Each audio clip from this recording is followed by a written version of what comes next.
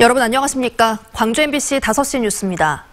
최근 유럽발 코로나19 확진자가 잇따라 발생함에 따라 광주시가 선제적 대응에 나서기로 했습니다.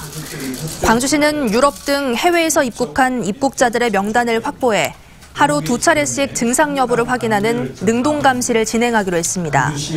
또 해외에서 돌아온 입국자들에게는 최소 2주간 외출을 자제하고 가족 간 접촉도 최소화하라고 당부하며 자가격리를 권고했습니다. 이 같은 조치는 최근 해외 입국자들을 통한 확진자가 잇따라 발생한 데 따른 것으로 3월 들어 광주에서 발생한 코로나19 확진자 9명 가운데 6명이 유럽 여행을 다녀오거나 여행자의 가족으로 나타났습니다. 광주 17번째 코로나19 확진자의 남편인 18번째 확진자의 동선이 공개됐습니다.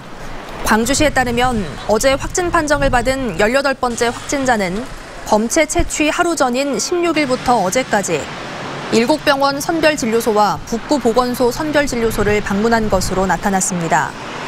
18번째 확진자는 무증상자여서 검체 채취 하루 전부터 동선이 공개됩니다. 광주시는 18번째 확진자를 빛고을 전남대병원으로 이송했고 CCTV와 GPS 내역 등을 역학조사해 추가 동선과 접촉자를 파악하고 있습니다. 한편 18번째 확진자와 광주에 함께 살고 있는 딸은 진단검사를 실시한 결과 음성이 나왔습니다.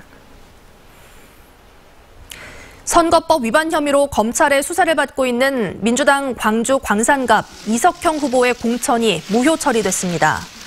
민주당 최고위원회는 오늘 오전 광산갑 지역 공천 문제에 대해 집중 논의한 끝에 이석형 후보의 공천을 무효로 하고 이용빈 후보를 공천자로 다시 결정했습니다.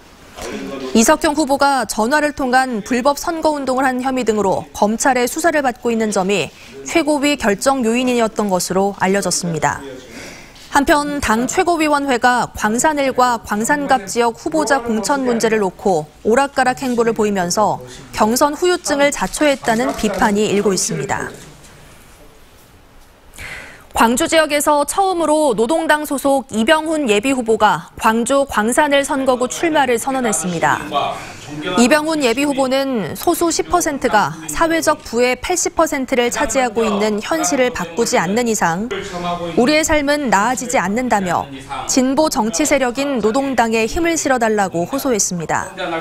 공인노무사 출신인 이 후보는 광주형 일자리 성공을 위한 노동조합 책임 경영과 파견법 전면 금지, 포괄적 차별금지법 제정 등을 대표 공약으로 제시했습니다.